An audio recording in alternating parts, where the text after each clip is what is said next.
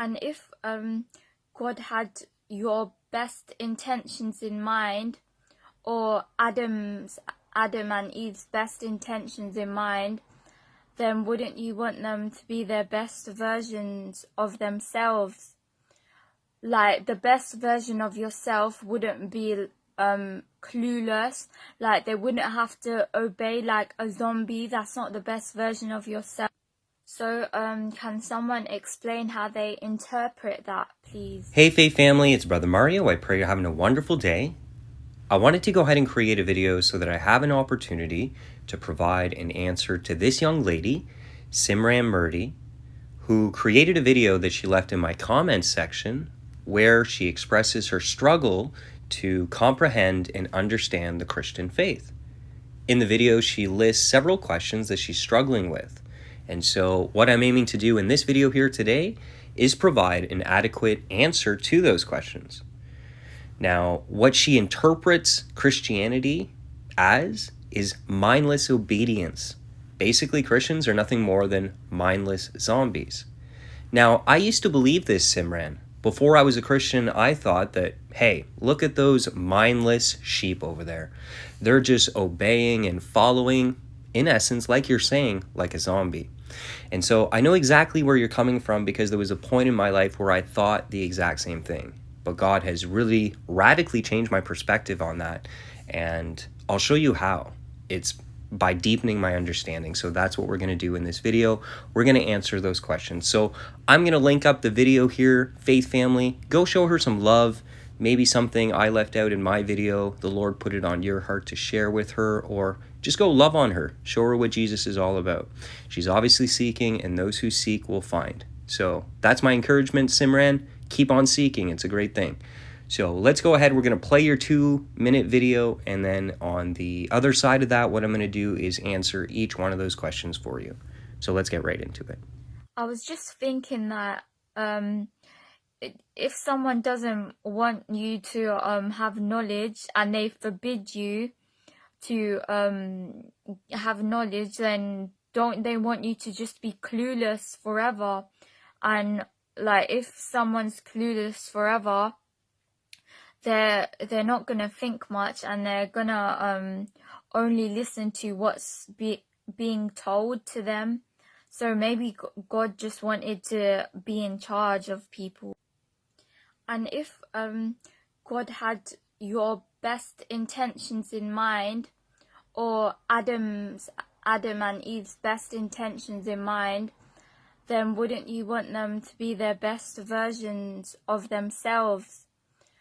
Like, the best version of yourself wouldn't be clueless. Like, they wouldn't have to obey like a zombie. That's not the best version of yourself. So can someone explain how they interpret that, please? Because I don't know why that would be included in the Bible as something like just good and normal, because it just being in a like empty and zombie clueless state of mind, like, I don't know how someone can think that's good. And I think just like blind faith and like worshipping something blindly isn't good, because you don't know what you're worshipping. You don't even know if you would support that if you knew what it was. So I don't think like, if that's your reason, then what's the reason behind that, why you would want to do that? All right, so let's go ahead and get right into it. Now, this is the first thing I want to address here. If someone, referencing God, doesn't want you to have knowledge and forbids you, don't they want to keep you clueless forever? If someone is clueless, won't they just do as they are told? So maybe God just wants to control people. And so I'm not sure if you know this, Simran, but a lot of what you're saying here resembles Gnosticism. Now, Gnosticism is a false view. It's in fact the complete opposite of what the Bible teaches. But a lot of the questions that you're raising here is very similar to the questions raised by Gnostics.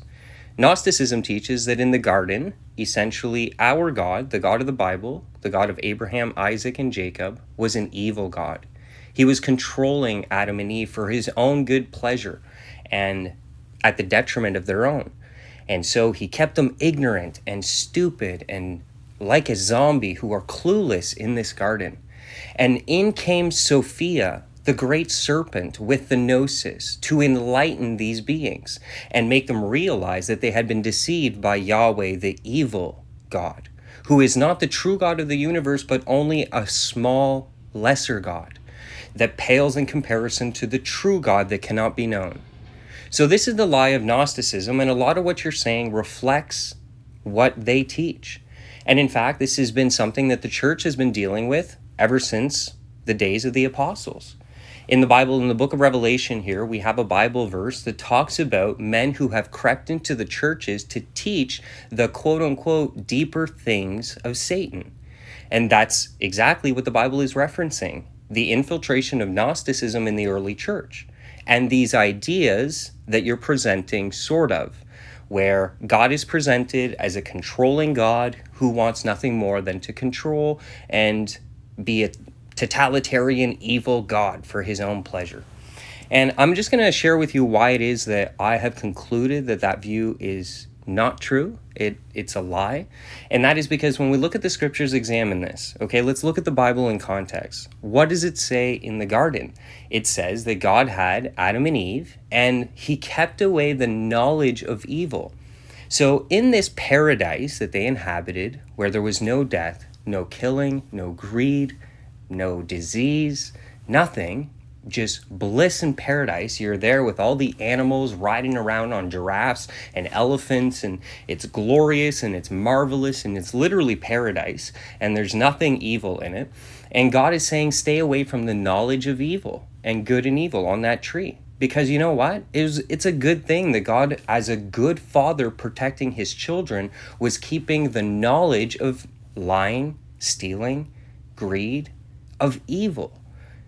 Do you really think, stop for a moment and reflect about this, is it bad that a good and loving father acted in this way towards his children? He wanted to create a paradise, and there we were, sitting in a paradise, until the serpent entered, not Sophia to bring wisdom and enlightenment, but the serpent, the liar, that dragon, the ancient one who deceives the world, came in to spread this lie that they can be like God, that they can have access to knowledge and be just like God, because God was a liar and he attacked God's very character. And so it's in essence an absolute lie. God is good. He was a good father protecting his children, because after they ate from that tree, what happened? The fall. And after the fall came death, disease, war, famine, pestilence. All the evils that human beings can do to one another were now present in our reality. And we found ourselves in a fallen world as a result of eating from that fruit. So as a good father who is protecting his children, you know, kids don't always know why dad is doing something. Sometimes you have to have a little bit of a blind faith in mom and dad. A 5-year-old child will not know why it is that they shouldn't eat 50 cookies a night and eat every cookie in the cookie jar every time there's a cookie in there, to the point that their teeth fall out. They'll do it, but they don't understand cavities. They don't understand dental consequences to eating such things. And so in a similar way, God is so much more than we are. He's the Alpha, the Omega, the beginning and the end. He created all things, and his character and his essence and who he is good, and we can trust him. And so by trusting him, I have access to something greater than myself. And that's not foolish to do. Okay, but be careful. The Gnostics out there will try and tell you that Sophia, the serpent in the garden, was trying to give us enlightenment, and it's not so. It led to the fall. And so I'm not sure if you know that, Simran, but a lot of what you presented finds itself in Gnosticism. It's questions that people do ask themselves. It's hard to interpret some things, so very valid things that you've brought up here. But again, Gnosticism is not the way of perceiving God, the God of the Bible, the God of Abraham, Isaac, and Jacob. He is light, he is love, he is righteousness, he is good. He was trying to protect us from the evils of the world. So I don't see that as a bad thing. Now let's go ahead and look at your other objection. If God had Adam and Eve's best interests at heart, the best version of yourself wouldn't be clueless and obey like a zombie. Being in a zombie, clueless state of mind, I just don't get how someone can think that that is good. I think blind faith and worshiping something blindly is not good. You don't even know what you're worshiping. So how I'm going to respond to that, Simran, is simply by stating that what you said in regards to obedience to God being done by those who are clueless, possessing a zombie-like blind faith, blindly worshiping a God they don't even understand or don't even know, is just simply not true. I know you can perceive that to be the case, but it's not. My faith isn't blind, and in fact, faith isn't blind. It's built on that which we can stand to be reasonable. My coming to God came from a pursuit of truth. I had to study and pursue intellectual, reasonable arguments to validate what it is that I believe. I want to make sure that my beliefs are not built on sand, but in fact have a strong foundation. And so I came to Jesus Christ, who presents himself as the way, the truth, and the life, claiming that no one makes it to the Father but by him. I had to come by him by pursuing truth, because Jesus says, seek and you will find.